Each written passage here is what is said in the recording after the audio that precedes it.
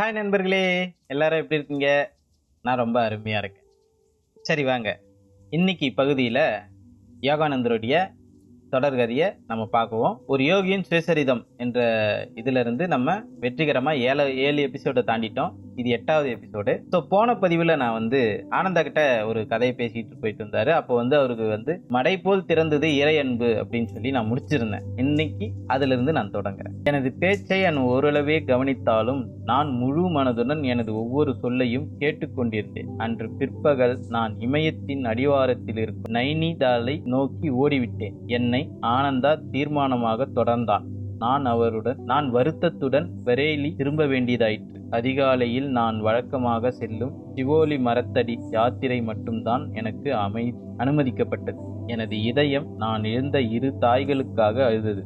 ஒருவர் மனித உருவிலான அன்னை, இன்னொருவர் தெய்வீக அன்னை. அவர் அழுதார் இல்லைங்களா, அது 2 தாய்க்காக. ஒன்று தன்னை பெற்ற தாய்க்காக, இன்னொன்று தெய்வ தாய்க்காக. எங்கள் குடும்பம் பிணைப்பில் அன்னையின் மரணத்தால் ஏற்பட்ட இழப்பு ஈடு செய்ய முடியாததாகிவிட்டது. தந்தை எஞ்சிய அவர் வாழ்வின் 40 வருடங்களில் மறுமணம் செய்து கொள்ளவே இல்லை. அவரோட அப்பா அம்மா இறந்து போயிட்டதுக்கு அப்புறம் வேற கல்யாணம் செய்துக்கவே இல்லை அப்படின்னு சொல்லி குறிப்பிட்டிருக்காரு. தன் குழந்தைகளுக்கு தாயும் தந்தையுமாக செயல்பட வேண்டிய கடினமான பொறுப்பை ஏற்று எங்களுக்கு அவர் மிக அன்பானவராகவும் நெருக்கமானவராகவும் ஆனார். எல்லா பெற்றோர்களும் கேட்க வேண்டிய ஒரு விஷயம், தந்தைமார்கள் ரொம்ப கேட்க வேண்டிய விஷயம். தாய் இறந்து போனதுக்கு பிறகு பசங்களை வளர்க்குறதுன்றது சாதாரண காரியம் கிடையாது. ஆனா அவர் வேற கல்யாணம் பண்ணிக்காம குழந்தைகளுக்காகவே தன்னை மாற்றிக்கிட்டு அவர் வாழ்ந்தார். அதை யோகானந்தர் இங்க பதிவிடுறார். அமைதியுடனும் உள்நோக்கத்துடனும் அவர் குடும்ப சிக்கல்கள் பலவற்றை தீர்த்தார். அவரது அலுவலக நேரத்திற்கு பின் ஒரு துறவியை போன்று அவர் தன் தனி அறைக்குள் சென்று இனிய அமைதியுடன் கிரியாயோக சாதனையில் ஈடுபட்டார். தாய் மறைந்த வெகு காலத்திற்கு பின் எனது தந்தையின் வாழ்க்கை முறையை கொஞ்சம் சுலபமாக ஓர் ஆங்கில தாயை வேலைக்கமர்த்த முயன்றேன். ஆனால் தந்தையார் சம்மதிக்கவில்லை. அப்பாவுக்கு ஒரு உதவியாளர் வச்சிடலாம் அப்படின்னு சொல்லி யோகானந்தர் முடிவு எடுத்திருக்காரு. ஆனா அப்பா அதுக்கு ஒத்துக்கல. அவரோட தனி அறை ஒன்று இருக்கு, அந்த அறைக்குள்ள போயிடுவாராம். எப்பயுமே அவர் கிரியா யோகத்தை பயிற்சி பண்ணிக்கிட்டே இருந்திருக்காரு. எனக்கு பணிவிடை செய்வது உன் அன்னையுடன் முடிந்து விட்டது. வாழ்நாள் முழுதும் நிலைத்திருக்கும் அன்புடன் அவரது கண்கள் எங்கோ நோக்கிய வண்ணம் இருந்தன. இன்னொரு பெண்ணிடம் இருந்து வரும் பணிவிடைகளை என்னால் ஏற்க முடியாது. அவங்க அப்பாவோட பதில் இதுதான் இருந்திருக்கு. இன்னொரு பெண்ணுகிட்ட இருந்து என்னால் பணிவிடைகளை ஏற்றுக்கொள்ள முடியாது. என்னோட பணிவிடைகள் செய்யும் வேலை உங்கள் அம்மாவோட முடிஞ்சு போயிடுச்சு அப்படின்னு அவர் சொல்லியிருக்காரு. அன்னையின் மறைவிற்கு 14 மாதங்களுக்கு பின் எனக்கு எனது அன்னை மிக முக்கியமான செய்தி ஒன்றை விட்டு சென்றிருப்பதை அறிந்தேன். அவரது மரணப்படுக்கையின் அருகில் ஆனந்தா இருந்து அச்செய்தியை குறித்து கொண்டான்.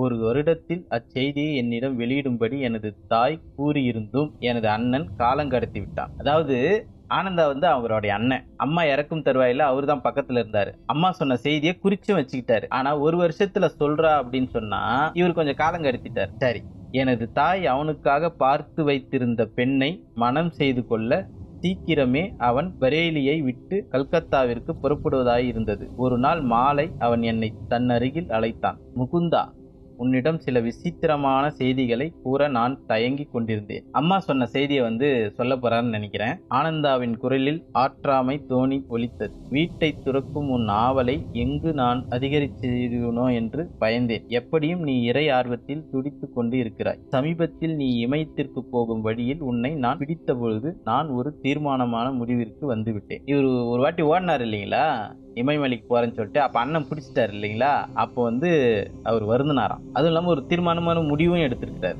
எனது புனிதமான வாக்குறுதியை நிறைவேற்றுவதை நான் இனியும் தள்ளி போடக்கூடாது என கூறி எனது அண்ணன் என்னிடம் ஒரு சிறு பேழையை கொடுத்து அன்னை சொல்லி சென்ற பின்வரும் செய்தியை கூறினான். எனது அன்பார்ந்த மகனே முகுந்தா, இந்த சொற்கள் எனது கடைசி ஆசிகளாயிருக்கட்டும். உன் பிறப்பை அடுத்து நிகழ்ந்த அநேக அற்புத சம்பவங்களை கூற வேண்டிய தருணம் வந்துவிட்டது. நீ கைக்குழந்தையாக இருந்தபோதே உனக்கு விதித்திருந்த பாதையை நான் அறிந்துவிட்டேன்.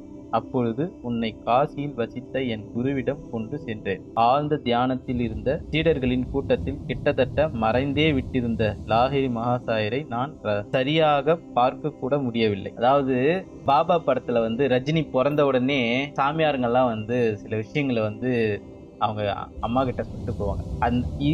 இந்த செய்தி தான் அந்த காட்சி. நான் உன்னை தட்டி கொடுத்தபடி அந்த மகா குருவின் பார்வை உன் மீது விழுந்து உனக்கு ஆசியளிக்க பிரார்த்திக்கலானே. எப்படியாவது லாகிரி மாசாரி கிட்ட உன்னை அறிமுகப்படுத்தி வச்சு உனக்கு வந்து ஒரு ஆசி வாங்கி கொடுத்துடலாம் அப்படின்னு நினைச்சேன் அப்படின்னு சொல்லியிருக்காங்க.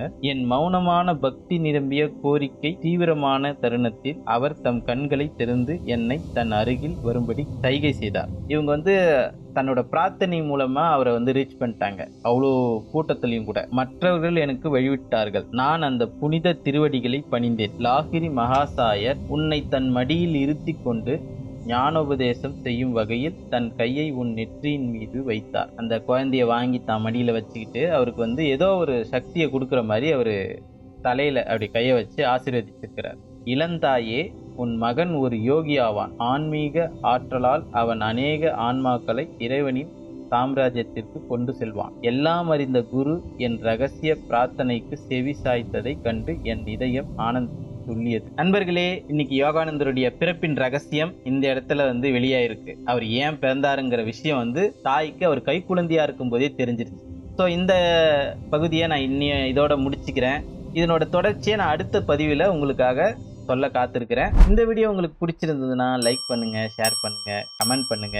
இன்னும் நம்ம சேனலை சப்ஸ்கிரைப் பண்ணலன்னா சப்ஸ்கிரைப் பண்ணிக்கோங்க. உங்களோட கருத்துக்களை கமெண்ட்ல சொல்லுங்க. நன்றி, வணக்கம்.